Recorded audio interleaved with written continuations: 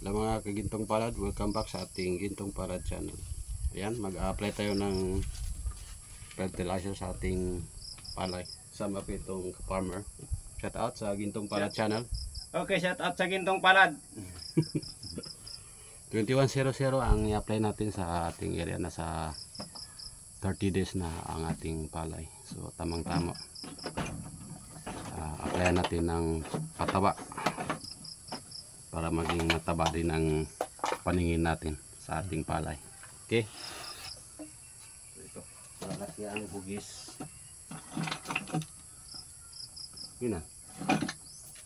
Bagay ko yun. Ang gusto mo gani. Bubuhatin mo natin dito may tabi. Aray!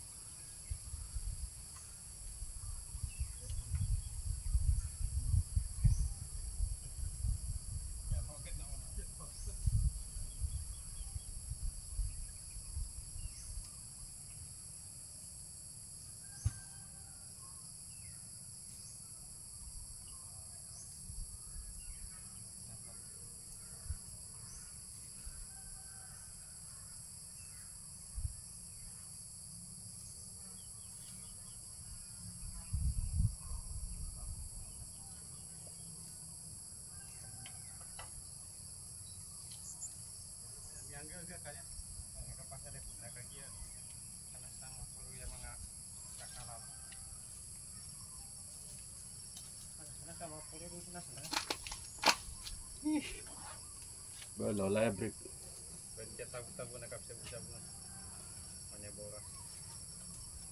Ka-farmers, oh. Maluwag ang ating brief. Sagabal sa Hirapan si Gintong Palad kaya wala nang pangbili ng brief ba?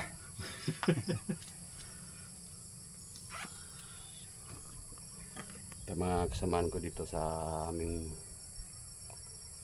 kubo farming. Yan. Yung sa ating director nandun, no? Nakatiwangwang pa kaya walang tubig. Na-light ngayon yung director natin. Ay, yun, baka andun naman sa kanyang mga niyugan. Ayun. Maganda yung sibol ng palay natin ngayon mga ka-farmers. Kung yun naman salantayin ng mga pesting daga, pesting insekto. So yan lang naman ang ating mga kalaban.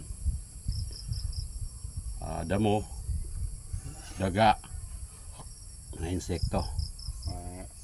So sana makaani tayo ng maganda, no?